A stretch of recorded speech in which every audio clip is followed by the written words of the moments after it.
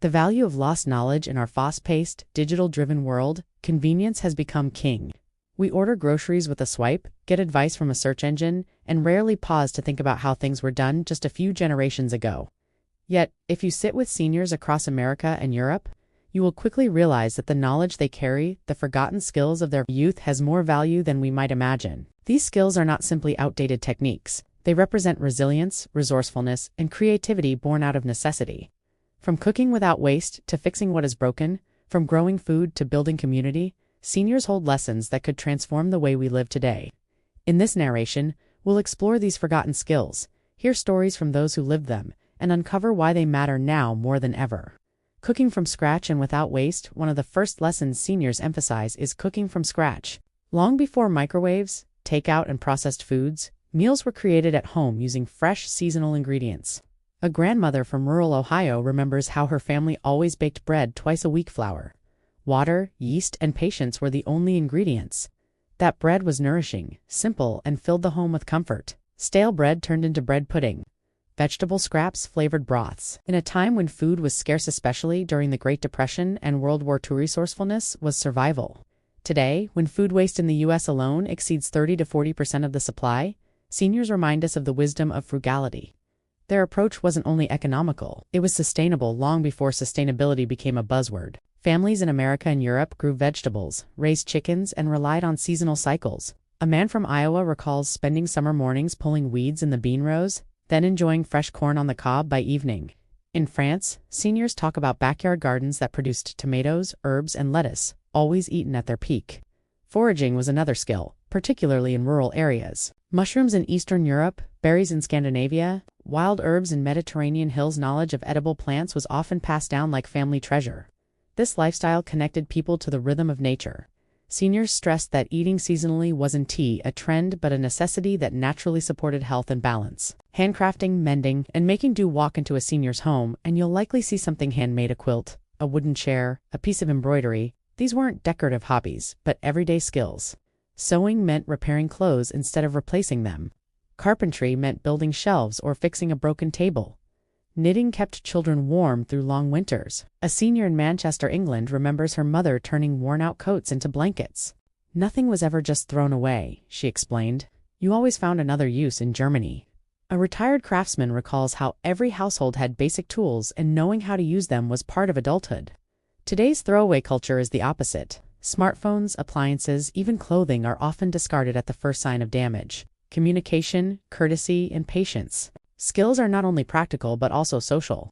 Seniors grew up in a time when communication was slower and often face-to-face. Writing letters, making phone calls, or simply walking over to a neighbor's house were the norms.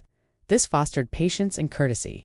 A retired teacher from Boston recalls, "When you sent a letter, you knew it might take a week to arrive.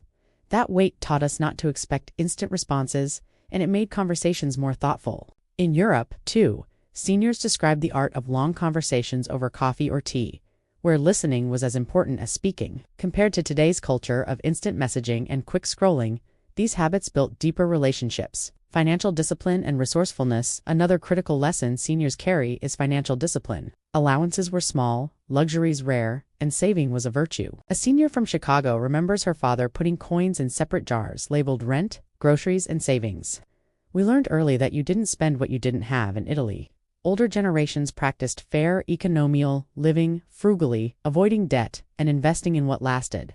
Today, in societies marked by consumer credit and instant gratification, seniors' lessons of restraint and planning seem almost radical. Yet these principles are timeless for building stability and peace of mind. Resilience through hardship. Perhaps the greatest skill seniors embody is resilience. Many lived through events that demanded adaptability: the Great Depression, World War II, post-war recovery, civil rights movements, economic recessions. Each challenge left its mark, but also forged strength. A man from Poland recalls his mother stretching food rations during wartime. "She never complained. She found ways to make us feel safe, even when we had so little." An American senior who grew up during the Dust Bowl shared how neighbors relied on each other to survive. If one family had extra milk, it was shared. If someone lost crops, others helped. Resilience was not just individual, but communal. The ability to endure hardship with dignity and cooperation is perhaps the most profound wisdom seniors can pass on. Seniors highlight several takeaways. Sustainability. Cook from scratch. Waste less, grow more. Independence. Learn to repair and create rather than replace. Connection. Prioritize face-to-face communication and deeper relationships. Resilience. Prepare for challenges with patience and community spirit. Gratitude. Appreciate simplicity, because happiness is not found in abundance, but in contentment. Voices of wisdom to end. Let's hear from seniors themselves. Eleanor, 85, New York. We didn't have much, but we made everything count. If I see young people today throw away good food, I want to sit them down and show them how to make soup out of it. Johnny, 79. Rome. My father fixed everything with his hands, shoes, chairs, even radios. I learned that skill is worth more than money. Anna, 83. Sweden. We foraged every summer. Lingonberries, mushrooms. We knew what was safe, what was not. It kept us alive, but it also kept us connected to the land. Robert, 90. London. Patience was our way of life. If you wanted to speak to a friend, you visited their home. That built friendships you carried for life. Their voices are echoes of wisdom we cannot afford to ignore. The legacy of forgotten skills. Forgotten skills are not truly lost. They live in the stories, habits, and teachings of seniors. What they practiced out of necessity, cooking from scratch, mending clothes, saving carefully. Building resilience is what the modern world now seeks as solutions to waste, disconnection, and instability. If we are willing to listen, seniors can guide us back to a healthier, more sustainable, and more meaningful way of living.